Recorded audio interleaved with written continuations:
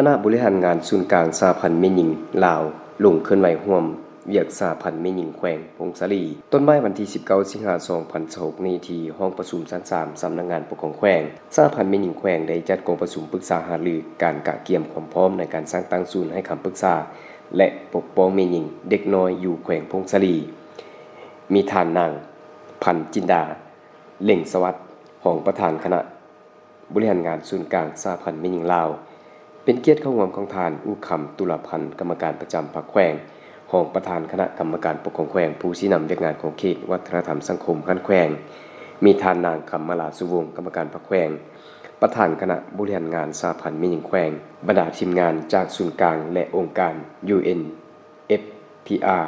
บรรดาหัวหน้าแผนกของหัวหน้าแผนกองค์การภาคส่วนที่เกี่ยวข้องขั้นแขวงตลอดฮอดพนักงานรัฐกรภายใน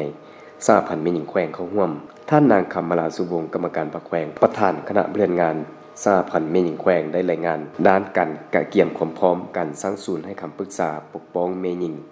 เด็กน้อยสหพันธ์แม่หญิงแขวงได้ประสานสมทบกับศูนย์ให้คำปรึกษาปกป้องแม่หญิงและเด็กน้อยศูนย์กลางสหพันธ์แม่หญิงลาวในครั้งวันที่6กรกฎาคม2026และได้เฮ็ดหนังสือขอทิศชี้นำกันนำแขวงโดยได้รับทิศชี้นำจากสหายของเลขาพรรคแขวงผู้ชี้นำเวียกงานพรรคพนักงานและองค์การจัดตั้งมาส่วนขั้นแขวงในค่ำวันที่8กรกฎาคม2026สหพันธ์แม่หญิงแขวงจึงได้เฮ็ดหนังสือเสนอหาสหายเลขาพรรคแขวงฉบับเลขที่287ทับซยคพลลงวันที่17กรกฎาคม2026เกี่ยวกับการค้นคว้าพิจารณาและจัดสรรสถานที่อาคารห้องการเก่าเพื่อปรับปรุงและสร้างศูนย์ให้คำปรึกษาปกป้องแม่หญิงเด็กน้อยและการนำแขวงได้มีคำทิศชี้นำให้ลงกวดกาสถานที่ตัวจริงโดยได้กำหนดไว้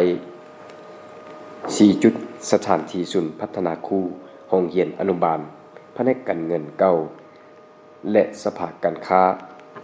ภายหลังได้รับการเฮ็ดดีเป็นเอกภาพทางสหพันธ์แม่หญิงแขวงภายหลังได้รับการเฮ็ดดีเป็นเอกภาพ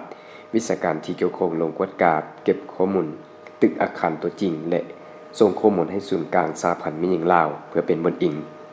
ด้านนิติกรรมและเทคนิคในการเสนอหาครูร่วมงานและผู้ให้ถึงค้นคว้าพิจารณา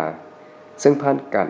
จากลงกวดกาสถานที่และตึกอาคารตัวจริงเห็นว่าทั้ง4จุดนั้นมาปรึกษาหารือค้นคว้าและตกลงเห็นดีเป็นเอกภาพความเหมาะสมร่วมกันในการปรับปรุงสร้างแผนในตัวหน้า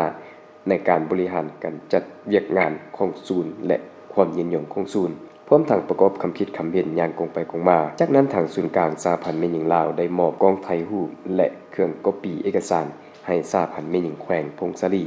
รวมมูลค่าทั้งหมด168,390,000 กีบโอกาสนี้ท่านอูคำตุลาพันธ์กรรมการประจำพรรคแขวงของประธานคณะกรรมการปกครองแขวงผู้ชี้นำเวียกงานของเขตวัฒนธรรมสังคมขั้นแขวงได้มีคำเห็นโอ้ลมและให้ทิศชี้นำต่อกองประชุมตึมเอ